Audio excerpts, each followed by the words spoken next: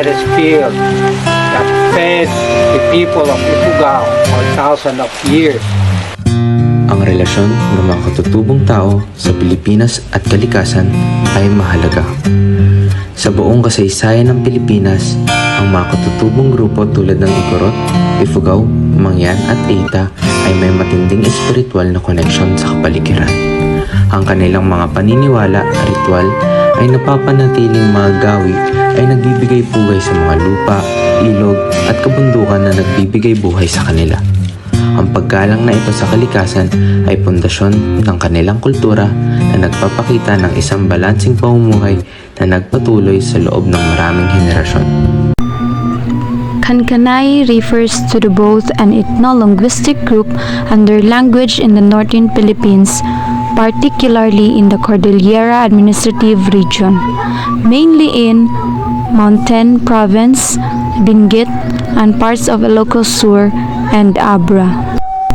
The Kankanaey people, indigenous group of the Cordillera, known for terrace farming, rice culture, and rich oral traditions, practice a blend of animist traditions and Christian beliefs, known for peaceful values, community spirit, and rituals like kankanaey. A language of Kankanaey, an Austronesian language, part of the Northern Philippine branch, related to other Cordillera language like Ilocano, Ibaloy, and Ifugao, but distinct. Has several dialects still spoken today, through younger generations may also use Ilocano, Tagalog, or English. Differences between northern and southern Kankanaey. Geographic location. Northern Kankanaey inhabit Western Mountain Province, for example, Sagada, Beso, while Southern Kankanaey reside in Northern Benguet, Mankayan, and Kibungan. Social structures. Northern Kankanaey have a two-class system, Kandangyan, wealthy elites, or Kadu, commoners, Baknang, landowners, and Abating. Northern Kankanaey worship ancestral spirits or Anito and nature deities, while Southern Kankanaey revere Adi Kaila, creator god, and Kanbunyan, sky world deities. Both groups speak Kankanaey, but Northern Kankanaey is sometimes classified as a distinct language. Practices. Rituals. Northern Kankanaey have an elaborate courtship, dying, serenading, and marriage ceremonies. Dawak fiest with the animal sacrifice. Southern Kankanaey perform sabangan, formal marriage proposal, and pakdi, community purification rituals. Economic activities. Agriculture, terrace rice farming, and mining, gold, copper, are central. Northern Kankanaey practice Sweden farming, while Southern Kankanaey focus on wheat rice cultivation. Location. Cordillera region, the primary reside in Mountain Province, Northern Kankanaey, and Benguet, Southern Kankanaey. Minoritized, small Kankanaey communities exist in the Visayas, Cebu, Iloilo, and Mindanao, Sultan Kudarat. Preservation efforts. Cultural education. Kankanaey communities prioritize education to ensure traditions are passed down.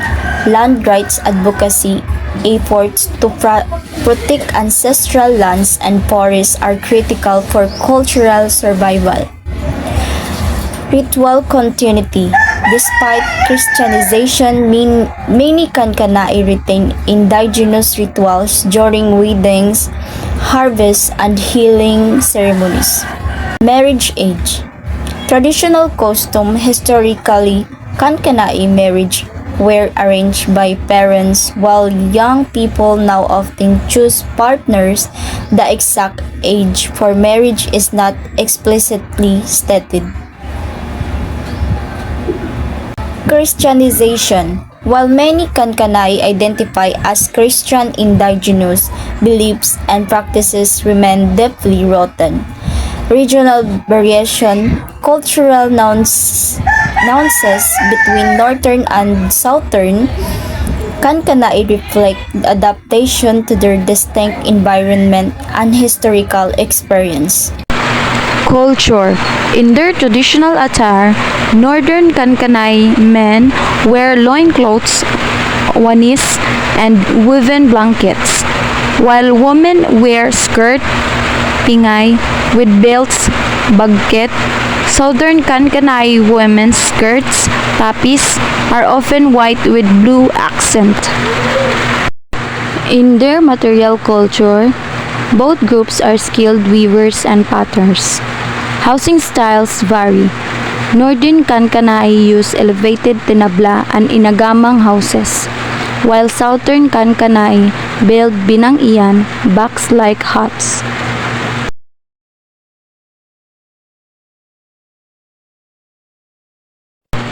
Population in 2020 to 2025. In 2020 census, the kankanaey population was 466,970, including northern and southern groups. In 2025 estimate, no official 2025 data is available. The Joshua Project estimates 286,000 kankanaey in Benguet and Mountain Province, but this may not represent the entire kankanaey population. So now, let's proceed to their behavior. Communalism. Kankanaey society emphasizes extended families and clans. Elders, amam-a or lalakay, lead decision-making and conflict resolution. Superstition.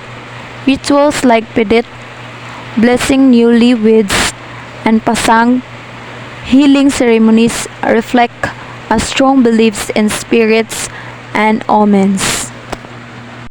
Preservation efforts. Cultural education. Kankanaey communities prioritize education to ensure traditions are passed down. Land rights advocacy. Efforts to protect ancestral lands and forests are critical for cultural survival. Ritual continuity. Despite Christianization, many kankanaey retain indigenous ritual during weddings, harvest, and healing ceremonies. Marriage age. Traditional costumes. Historical kankanaey marriage were arranged by parents, while young people now often choose partners. The exact age for marriage is not explicitly stated. Another brief history of the kankanaey people. Pre-colonial times. The kankanaey people live in mountainous areas, building rice terraces and practicing wet and dry farming.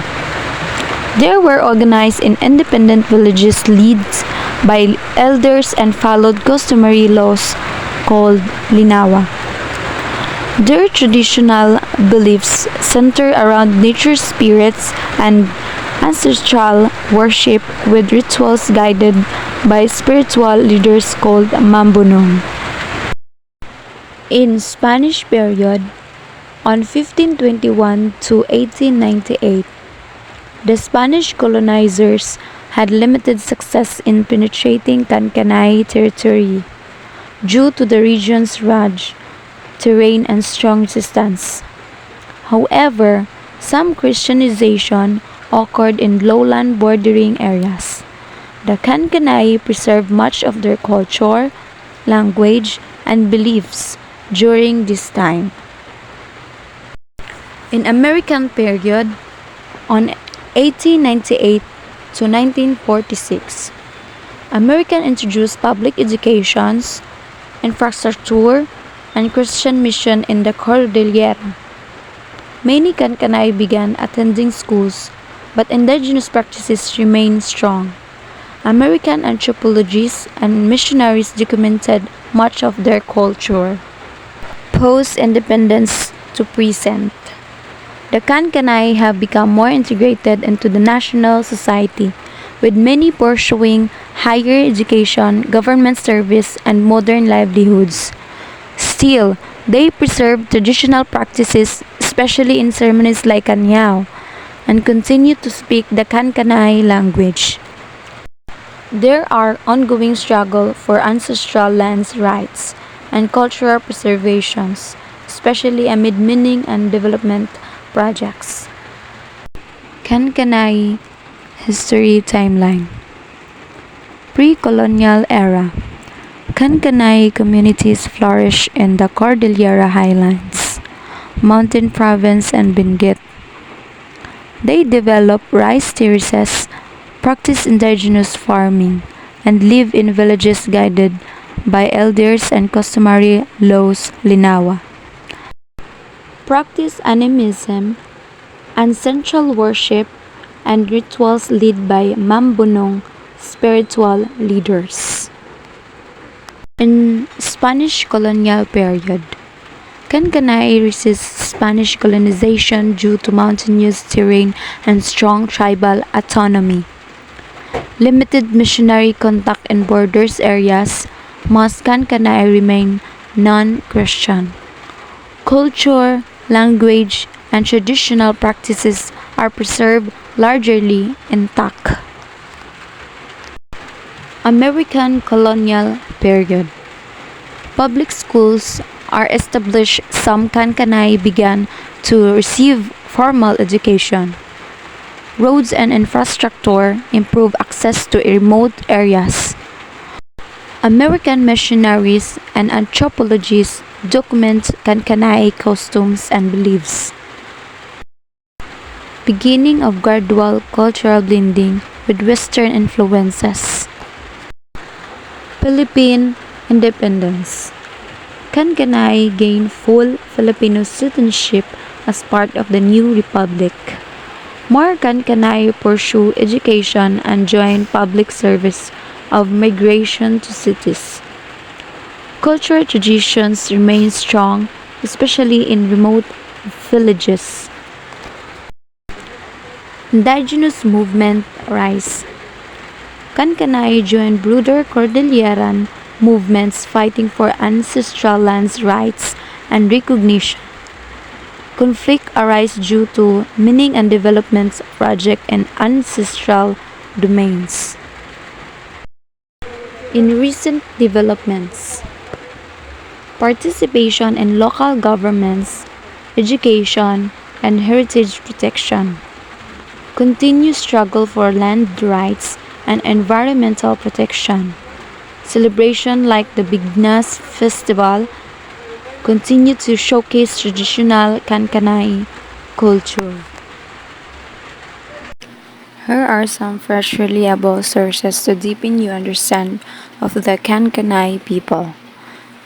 National Commission for Culture and the Arts, NCCA, distinguishes between Northern Kankanaey, Lepanto Igorot, and Southern Kankanaey, noting differences in culture and dialect.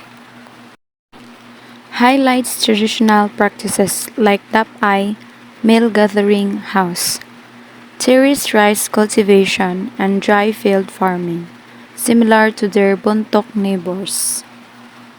The cultural survival focuses on environmental stewardship in places like Bissau with deep-rooted customary water management systems, discusses tensions with lodging, tourism, and competing land claims. The Bahay Ugnayan Research Center emphasizes artisan skills, weaving on backstraps looms, brass gong craftsmanship, and specialty clay pottery, from sourcing clay to kiln fairing. Presensya details the Diwan festival honoring traditional patterns in Bila, Bauko, and ceremonies like Bignas, pre-planting or harvest rituals, featuring animals offering and community bonding. Wikipedia and ethnographic studies. Hanging coffins in Echo Valley, reserved for esteemed elders alongside cave burials. Elaborate tattooing batok with ancient mummies like Apo Ano, showcasing full body link. Diverse communal dances. Tayaw, patong, sakuting, weaving styles, and vibrant gendered attire. Anthropological and academic works.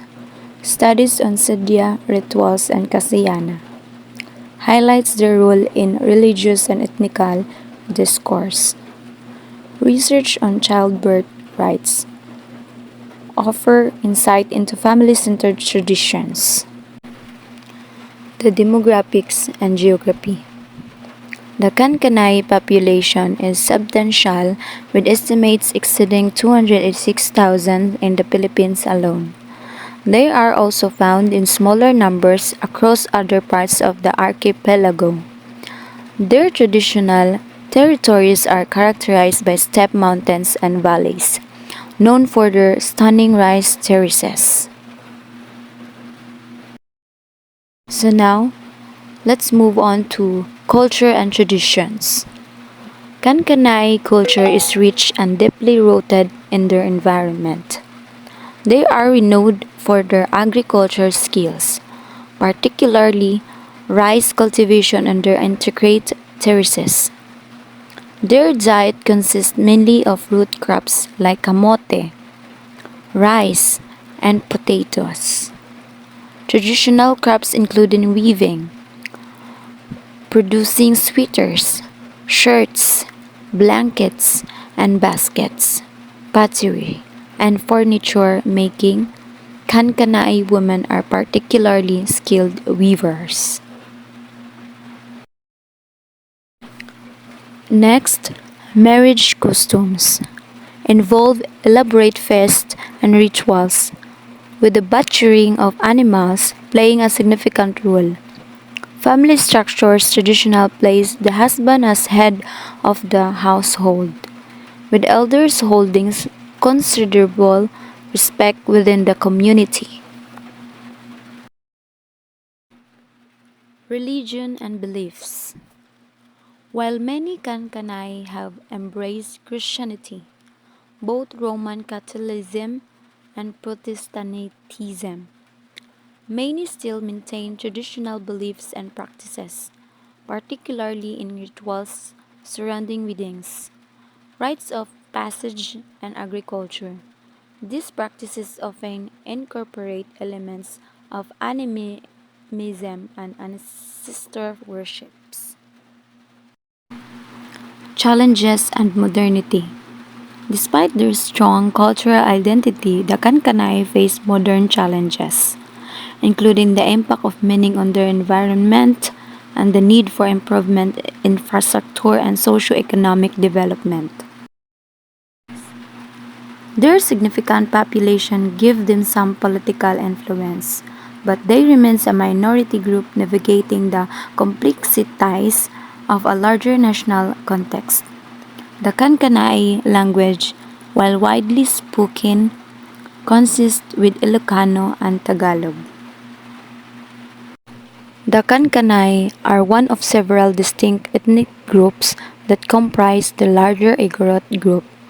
The Igorot are not a single and unified group, but rather a collective term encompassing numerous indigenous communities in Cordillera region of northern Luzon, Philippines. Kankanaey as a subgroup of Igorot. The Kankanaey are a significant subgroup within the Igorot collective.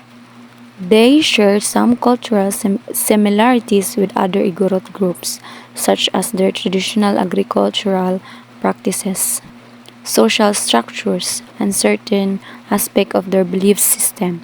However, they also maintain their own unique language, costumes, and tradition that distinguish them from other Igorot groups. Shared cultural traits. While distinct, the Kankanaey share some commonalities with other Igorot groups. Rice terracing. Many Igorot groups, including the Kankanaey, are known for their expertise in constructing and maintaining rice terraces, a testament, a testament to their agricultural prowess and sustainable land management practices. Social structures. Similar social structures and hierarchical system are observed across various Igorot groups, though specific details may vary. Spiritual beliefs. While specific details and rituals may differ, many Igorot groups share animistic beliefs and ancestor veneration. Unique Kankanay identity. Despite shared traits, the Kankanaey possess a unique cultural identity. Language. The Kankanaey language, while related to other languages spoken by Igorot groups, is distinct and possesses its own vocabulary and grammatical structures. Costumes and traditions. Specific costumes, rituals, and artistic expressions differentiate the Kankanaey from their Igorot neighbors. In summary, the Kankanaey's relationship with the Igorot is one of inclusion within a broader ethnic umbrella. While sharing some common cultural features, the Kankanaey maintain a distinct identity and rich cultural heritage that set them apart as a unique group within the diverse tapestry of Igorot communities. The Kankanaey people primarily speak the Kankanaey language, a member of the Central Cordillera branch of the Austronesian language family. This language isn't monolithic. Dialect exists, exhibiting variation in pronunciation, vocabulary, and even grammatical structures across different Kankanaey communities. These variations are often geographically based, reflecting the dispersed nature of Kankanaey settlements across the mountainous terrain of northern Luzon. While Kankanaey is their primary language, the influence of other language is undeniable due to proximity and historical interactions. Many Kankanaey are also fluent in or have a working knowledge of Filipino Tagalog, the national language of the Philippines, and Ilocano, a major regional language spoken in nearby areas. The degree of fluency in their other languages varies depending on factors such as age, location, and level of exposure to mainstream Philippine society. The younger generation, in particular, often exhibits greater proficiency in Filipino and Ilocano due to increased access to education and media in these languages. This linguistic landscape reflects the complex interplay between indigenous language preservation and the realities of multilingual national context.